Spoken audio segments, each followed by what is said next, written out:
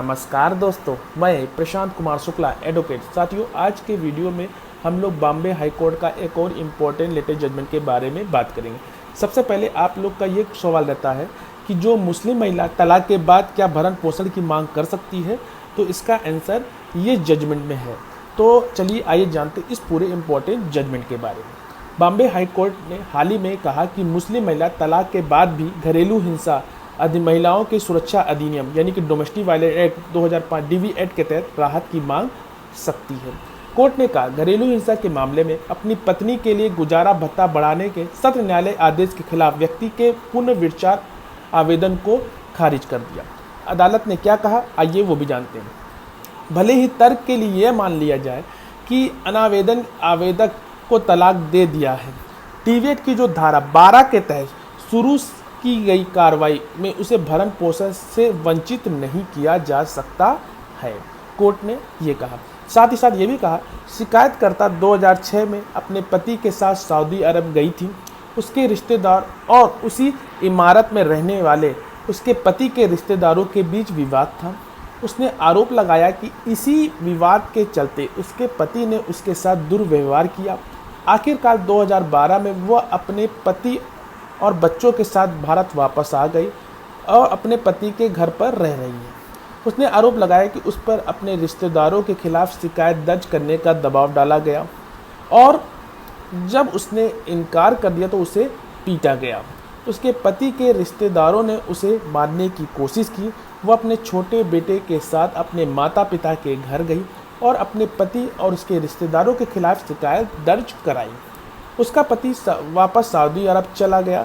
उसने आरोप लगाया कि उसने भरण पोषण के लिए कोई प्रावधान नहीं किया और भरण पोषण साझा घर गृहस्थी मुआवजे के लिए आवेदन दायर किया।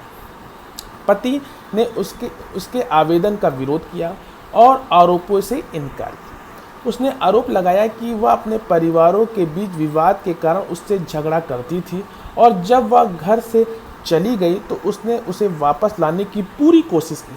उसने यह भी दावा किया कि जब उनके सभी प्रयास विफल हो गए तो उन्होंने अपनी पत्नी को तलाक दे दिया, जिसकी बाकायदा रजिस्ट्री डाक से दी गई।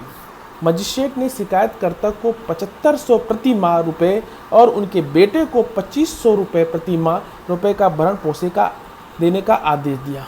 मजिस्ट्रेट ने इसके साथ ही 2000 प्रति माह रुपये किराया अवार्ड देने के लिए भी कहा। इसके अलावा मजिस्ट्रेट ने शिकायतकर्ता को 50,000 रुपये का मुआवजा भी दिया। दोनों पक्षों ने इस आदेश के खिलाफ अपील की। सत्र न्यायाधीश ने पत्नी की अपील स्वीकार कर ली और गुजारा भत्ता बढ़ाकर 16,000 प्रति माह रुपये कर दिया। इस प्रकार पति ने वर्तमान याचिका दायर की। पति ने यह भी तर्क दिया कि घरेलू हिंसा का आरोप उनके अलग होने के 1 साल से अधिक समय के बाद लगाया गया। उसने कहा कि इस प्रकार जो आवेदन दाखिल करने की तारीख पर उनके बीच जो कोई घरेलू संबंध नहीं था और शिकायतकर्ता जो डीवी एक्ट के तहत पीड़ित व्यक्ति नहीं है। उन्होंने ये भी तर्क दिया कि तलाकशुदा मुस्लिम महिला के रूप में वह मुस्लिम महिला यानी कि तलाक के जो अधिकारों का जो संरक्षण एक्ट की जो है वो धारा 4 और 5 के अनुसार भरण पोषण की हकदार भी नहीं है। यह डीवी एक्ट के तहत शुरू की गई कार्रवाई पर लागू होगा। अदालत ने कहा मजिस्ट्रेट और सत्र न्यायाधीश दोनों के साक्ष्यों के जांच के बाद यह निष्कर्ष निकाला कि शिकायतकर्ता उसके पति द्वारा घरेलू हिंसा की गई। अदालत ने शबाना बानो बनाम इमरान खान का हवाला दिया, जिसमें सुप्रीम कोर्ट ने कहा कि तलाकशुदा मुस्लिम महिला तब तक भरण पोषण का हकदार है जब तक वह दोबारा शादी नहीं करती, क्योंकि सीआरपीसी की धारा 125 के एक लाभकारी कानून जिसमें लाभ तलाकशुदा मुस्लिम महिलाओं को मिलना चाहिए। वर्तमान मामले में अदालत ने इस तर्क का पालन किया और कहा कि भले यह मान लिया जाए कि पति ने तलाक दिया, फिर भी डीवी एक्ट की जो धारा 12 के तहत कार्रवाई में पत्नी को भरण पोषण से इनकार नहीं किया जा सकता। अदालत ने दोहराया कि तलाक के बाद डिक्री जो घरेलू हिंसा के अपराध से पति के दायित्व से मुक्त नहीं होगी या पीड़िता की व्यक्ति को लाभ से वंचित नहीं करेगी। अदालत ने भारतीय न्यायिक बनाम रवि रामनाथ में सुप्रीम कोर्ट के फैसले को भी भरोसा करते हुए कहा कि पीड़ित व्यक्ति महिला भी शामिल है जो प्रतिवादी के साथ घरेलू रिश्ते में रही है और इन शब्दों का इस्तेमाल पिछले रिश्ते को कवर करने के लिए भी किया जाता है। अदालत ने कहा कि इसलिए वर्तमान मामले में जो शिकायतकर्ता, ये जो कि आवेदक पीड़ित व्यक्ति है और अलग होने के 1 साल बाद भी भरण पोषण की मांग कर सकता है। अदालत ने कहा पत्नी ने अपने वास्तविक आय छिपाई, लेकिन क्रॉस एग्जामिनेशन में स्वीकार किया कि वह जब 2005 में सऊदी अरब में केमिकल इंजीनियर है, उसके पास 14 साल का अनुभव, उसकी जो मासिक आय है वो लगभग 20,000 रियाल है, यानी लगभग 3,50,000 रुपये। दूसरी चीज़, अदालत ने कहा पत्नी उस जीवन शैली और मानक को बनाए रखने का हकदार है जिसकी वह अपने पति के साथ रहने के दौरान आदी थी। अदालत ने कहा पति को इस तरह पत्नी से पूछताछ करने की अनुमति नहीं दी जा सकती।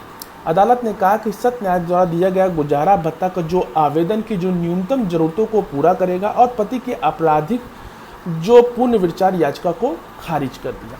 तो यह एक इम्पॉर्टेंट जजमेंट जो कि हाल ही में अभी लेटेस्ट बॉम्बे हाई कोर्ट का आया है। तो आपको ये जजमेंट कैसा लगा तो दिए गए कमेंट बॉक्स में ज़रूर बताइएगा, या हमारे दिए गए व्हाट्सएप नंबर में भी आप हमसे संपर्क कर सकते हैं। और कोई क्वेरी हो तो बाकी तो आपको मेरा व्हाट्सएप नंबर है ही है, वो आप नीचे डिस्क्रिप्शन बॉक्स में जाकर उसको चेकआउट कर सकते हैं। आशा करते हैं ये वीडियो आपको अच्छा लगा होगा और साथ ही साथ ये जजमेंट भी आपको पसंद आया होगा। तब तक के लिए मिलते हैं एक नेक्स्ट वीडियो में, तब तक के लिए धन्यवाद।